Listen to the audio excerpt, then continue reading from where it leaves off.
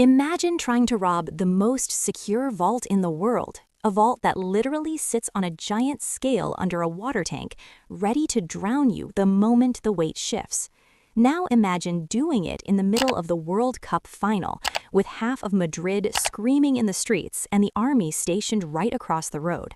That's exactly the insane challenge this crew takes on, all for 3 small coins that might lead to the legendary treasure of Francis Drake.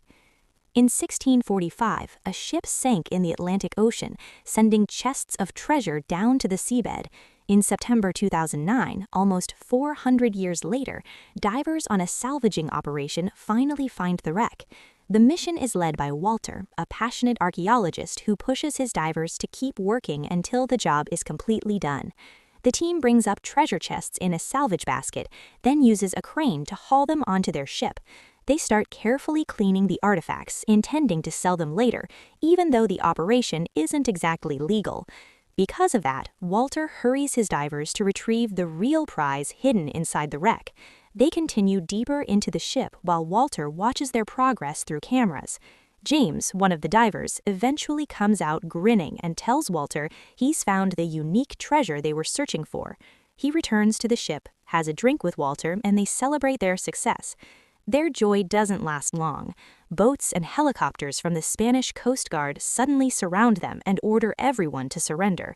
Sometime later, Walter sues the Spanish government in an international court in The Hague, claiming ownership of the treasure from the ship Guadalupe. He argues that his crew invested years into the operation and calls what happened piracy, but the judges still rule against him. The court gives legal ownership of the treasure to Spain. Afterward, Margaret talks with Walter about what happens next. Walter makes it very clear he plans to get that treasure back, even if he has to break the law to do it. Later, in Madrid, a convoy of Spanish Army armored vehicles delivers the treasure of Guadalupe to the vault of the Bank of Spain. Gustavo Medina, the bank's head of security, goes down to the underground level to greet the soldiers. They unload multiple crates of treasure and move them into the vault using an elevator. Meanwhile, we meet Thom, a gifted 22-year-old engineering student at Cambridge University. His talent is so impressive that recruiters from several oil companies chase him with huge job offers, including a starting salary of $400,000. Thom turns them all down. At dinner, his father tells him he refuses to follow in his footsteps and work for Big Oil because he despises those companies. During that dinner, Thom receives a text from someone in the restaurant asking to meet him. Following those directions, he ends up at a club where a high society event is happening. Feeling awkward, he wanders through the crowd until he's approached by a woman named Lorraine, who reveals she's the one who texted him. Thom watches her casually steal a wallet from a rich guest and realizes she's a criminal, so he tries to walk away. Lorraine smoothly manipulates him into staying, hinting that he can remain a law-abiding son who makes his dad proud or step into something different. Later, Lorraine introduces Thom to Walter. Walter has already heard about Thom's abilities and offers him a job. He wants to break into the most secure vault in the world and needs Thom's brain to make it possible. Thom says he's not the kind of guy who just provides solutions. He doesn't even know what the full problem is yet. At first, he's reluctant, but he carefully listens to Walter's offer and says he'll think about it. From what Walter describes, Thom figures out that the target is the vault of the Bank of Spain. Rumor has it that this vault uses an insanely sophisticated locking mechanism that no one has ever cracked. The idea of solving an impossible engineering problem hooks him. Thom finally accepts the job and flies to Madrid. At the airport, Lorraine meets him and the two share a cab to Walter's safe house. There, Thom meets Walter's full crew: Lorraine, the con artist, Klaus, the computer hacker, James, Walter's old partner from the Guadalupe job, and Simon, an acquisitions expert.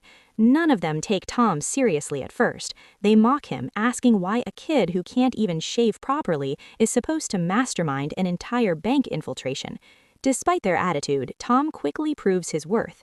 He finds a simple way to hack into the bank's system by tricking a low-level employee into giving them a 9-digit key. Then Walter explains what he really cares about. He's not obsessed with the gold artifacts Spain seized.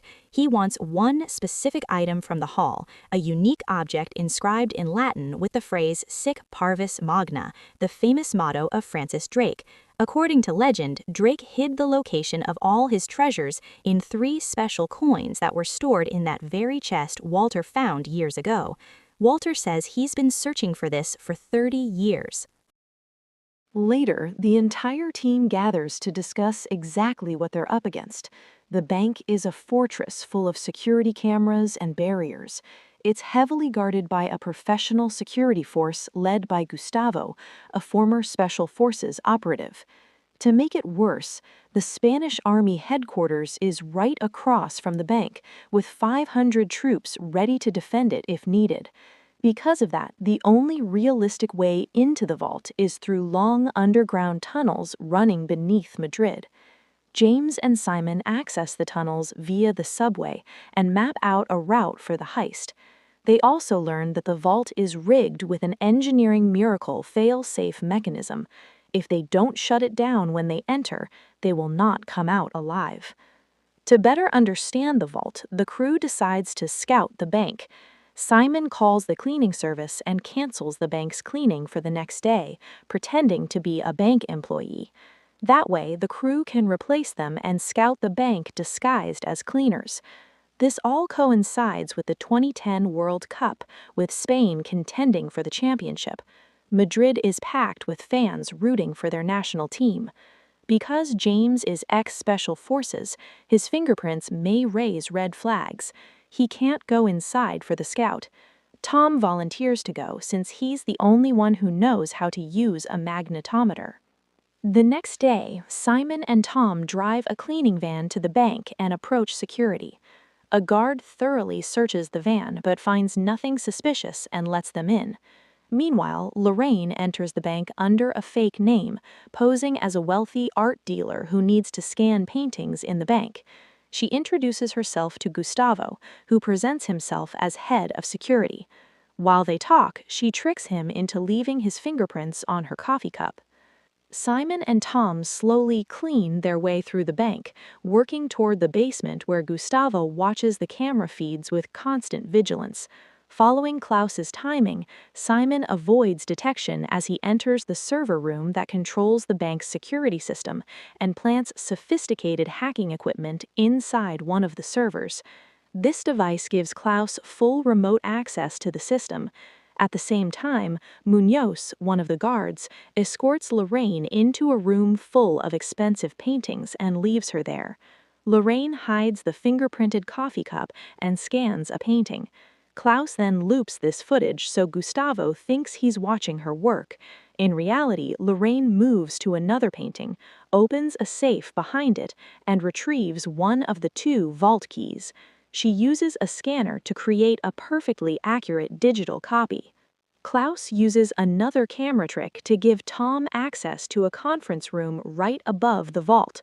Thom sets up the magnetometer under the large table and starts scanning the vault mechanism beneath the floor.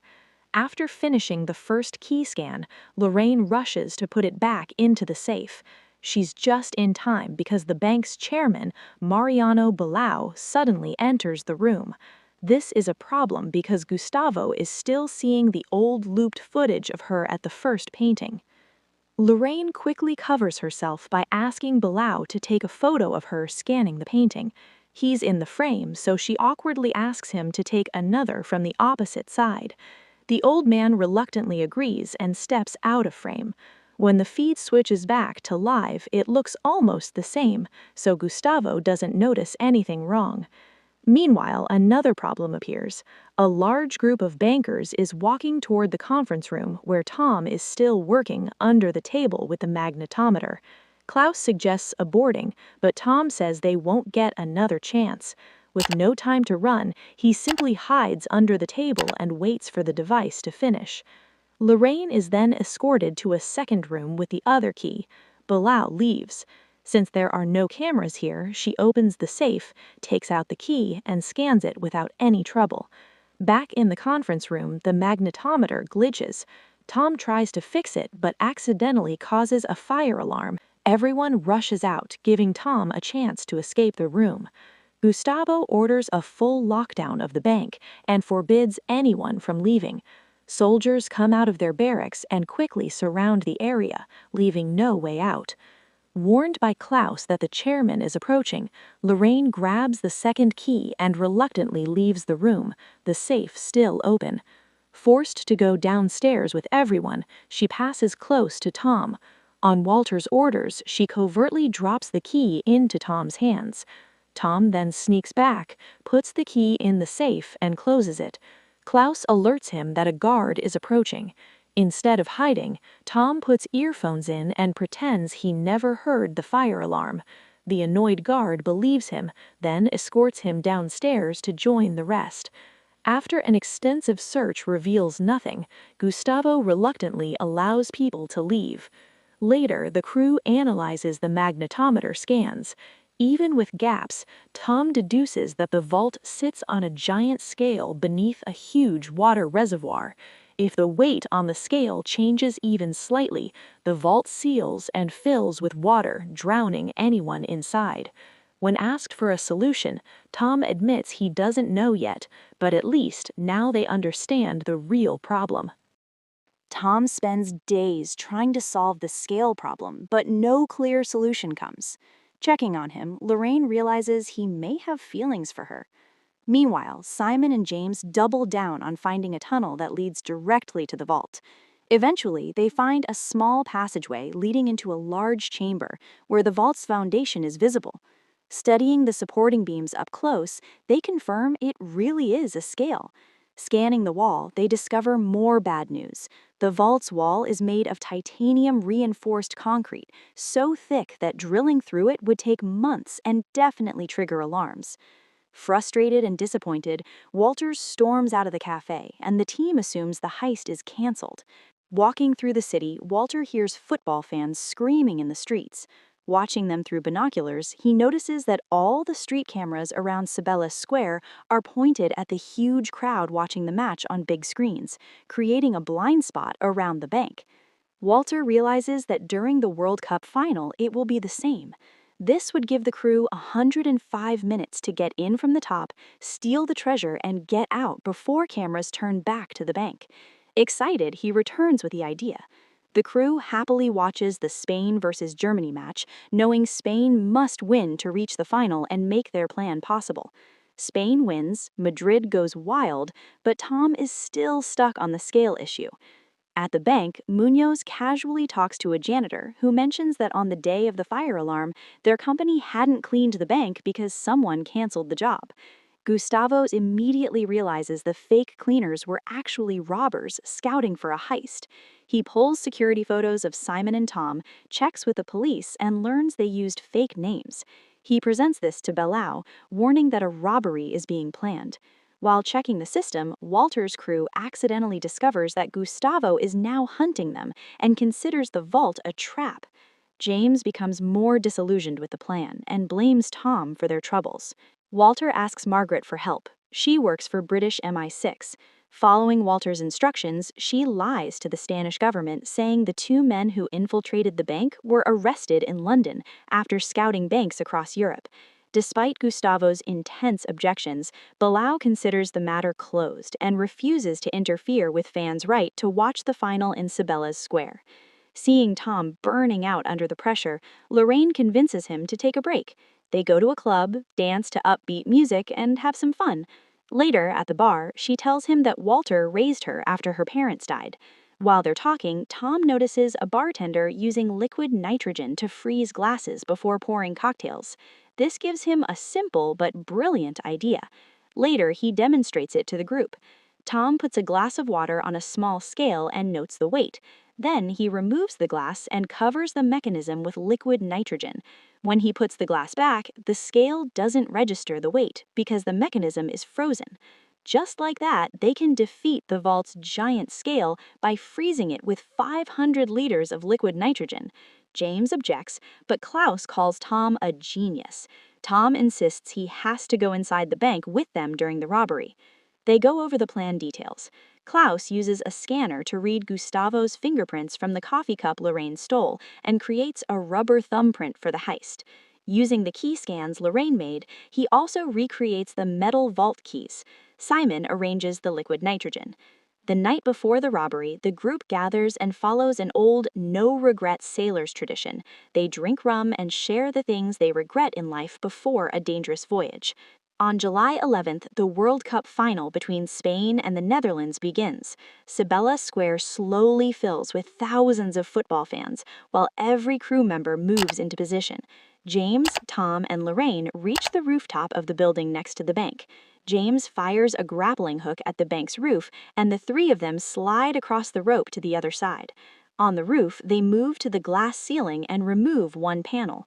Klaus loops the camera footage downstairs, giving them 50 seconds to drop into an empty foyer and quickly get out of sight. They move upstairs, but soon encounter a patrol of armed guards. With Klaus advising them, they manage to avoid being seen and slip into a room that leads into the ventilation ducts. After a long, exhausting crawl, they arrive in an elevator shaft. By now, the first half of the match is over and they're behind schedule. James descends on a steel cable toward the elevator. Thom and Lorraine follow him down, get inside the elevator, open its doors, and step into a large chamber. Ahead is a wide abyss. They assemble a long ladder and lower it across to the far side. Thom climbs first, gets extremely nervous, and almost falls. Lorraine calms him and he makes it across. James follows but nearly falls too as the ladder slips on the far side. In a sudden burst of courage, Thom grabs him and pulls him back up, saving his life. The next door has a 6-digit code lock. Klaus deciphers it and they enter. Now they're at the enormous metal door of the vault itself. James puts on the replica Gustavo thumb and opens the electronic lock.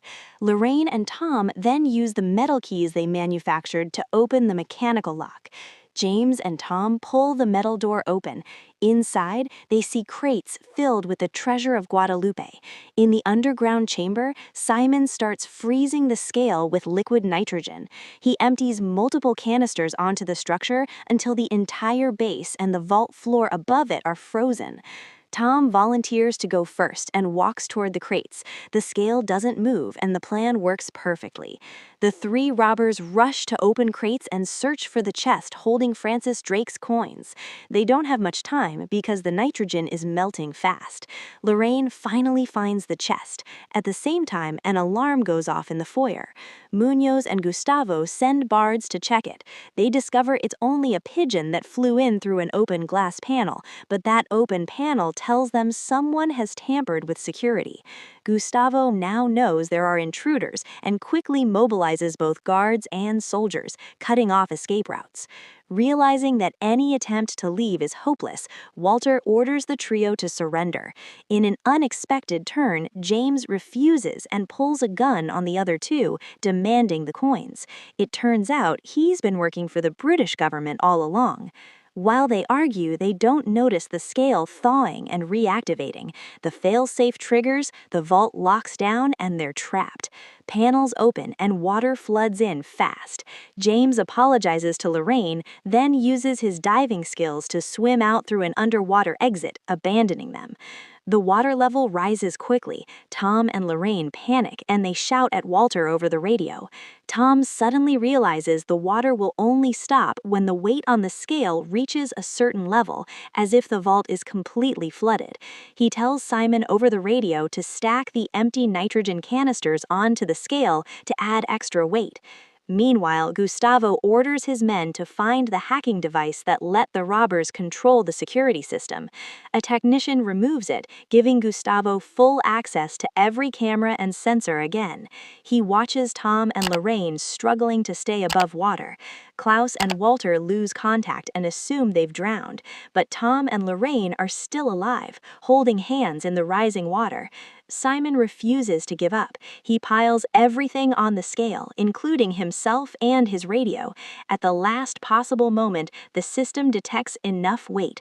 The water stops and begins to drain, saving Thom and Lorraine.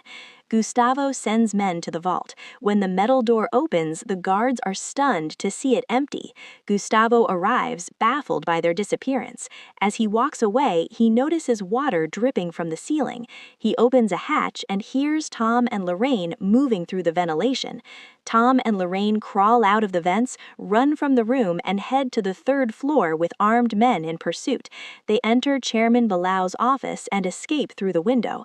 By the time Gustavo and his men get there, the robbers have vanished into the crowd of football fans in Cibeles Square. Out in the square, Thom and Lorraine see soldiers closing in.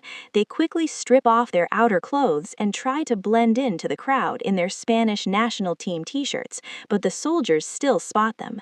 Thinking it's over, they stop running, share a quick no regrets moment, and kiss. Seconds later, Spain scores the winning goal and takes the World Cup. The entire square explodes in wild celebration, and in the chaos, Thom and Lorraine slip away. The next day, Walter meets Margaret. It's revealed that she manipulated him from the beginning, using him to get the coins. Later, James delivers the coins to her, and her experts decode the location of Francis Drake's treasure. But then, she realizes Walter tricked her. He had instructed Lorraine to switch the coins in the vault because he knew James would betray him. The coins James delivered are fakes. Using the real coins, the crew discovers that Francis Drake's treasure is buried beneath the Bank of England in London. 2 years later, during the 2012 London Olympics, they start planning a new heist.